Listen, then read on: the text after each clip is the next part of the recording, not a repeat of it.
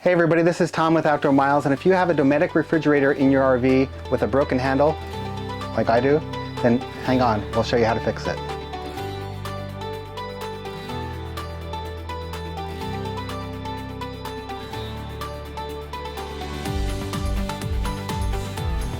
All right, now before we get started, if you haven't done so already, go ahead, hit the like button, subscribe to the channel, and that little bell icon down below, click on that too. That will give you a notification every time we put out a new video. Okay, let's get to it.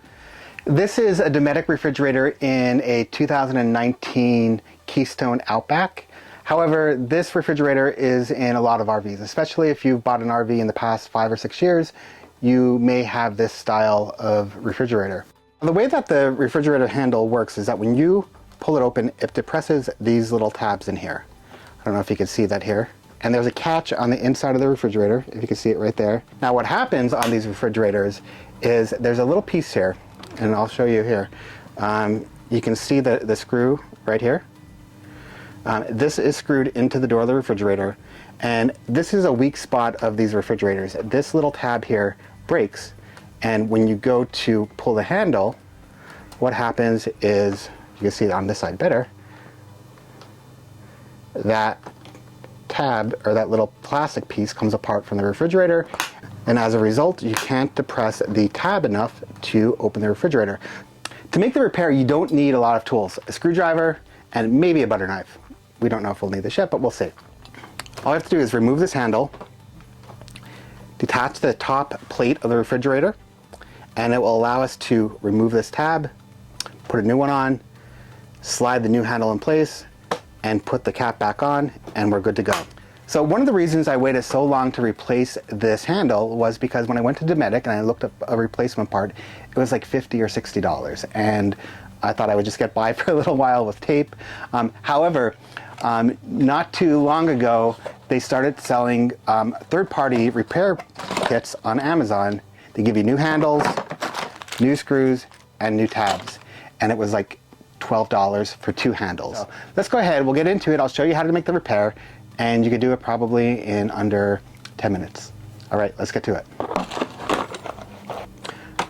Okay, so once you remove these 2 screws, you can slide down the handle just enough to get access to this top screw here. And this is what's holding on that little tab. All right, so go ahead and remove that screw.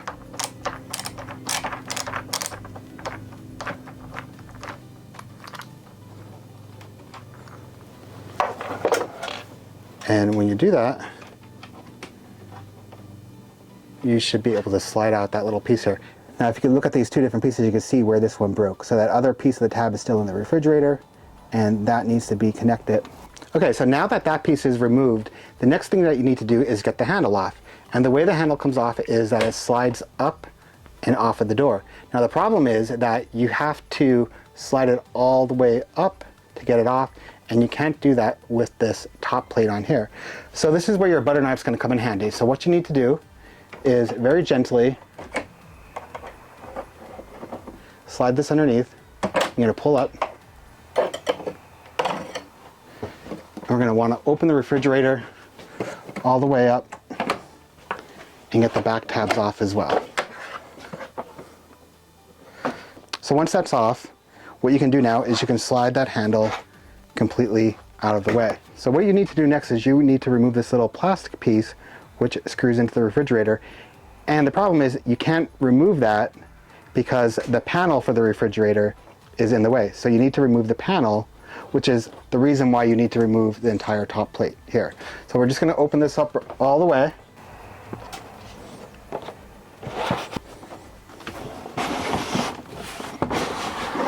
So when you remove the panel, you have to slide it all the way up. Now one of the problems that I'm running into is that I'm hitting the ceiling, so I can't slide it all the way up and out. However, there's enough flex in the panel where I think I can pop it out, and that should be sufficient. So with the panel removed, I can now get that little piece out. The other thing you can do is just take the door off the hinge, and then you don't have to worry about the height requirements, but this should be fine for now. Now this little piece here can slide out. Now if you look at these pieces side by side, you you can see where that weak point was and where it broke. So we're going to go ahead and replace this piece back in the refrigerator.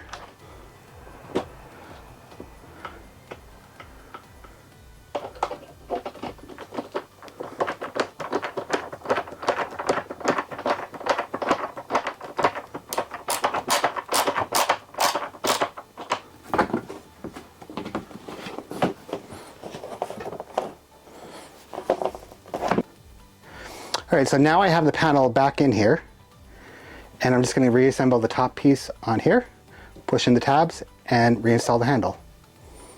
Okay, so here is the new handle and the old one.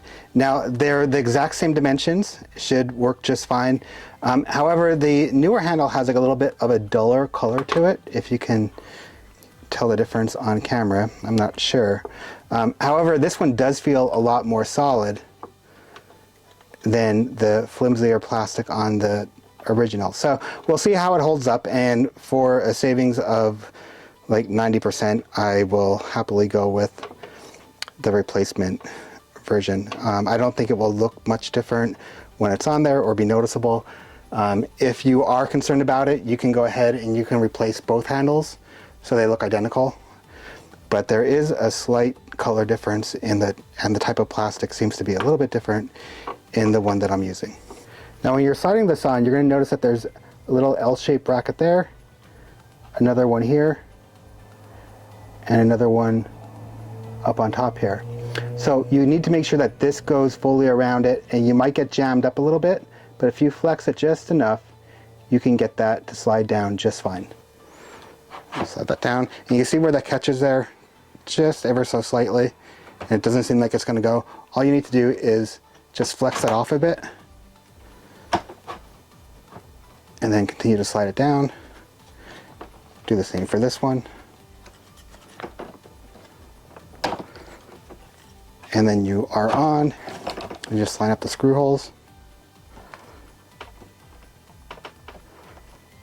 And then you'll reattach, but we'll give it a test here for now. Okay, so let's go ahead, we'll get the screws back in, get the face plate back on, and then we're good to go. Now they do come with new screws. I'm just going to reuse the old ones.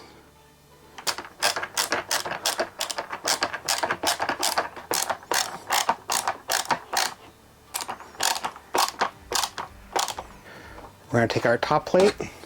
So you just want to make sure that the part with the piece of plastic extending out back goes on front, because that will cover up the panel.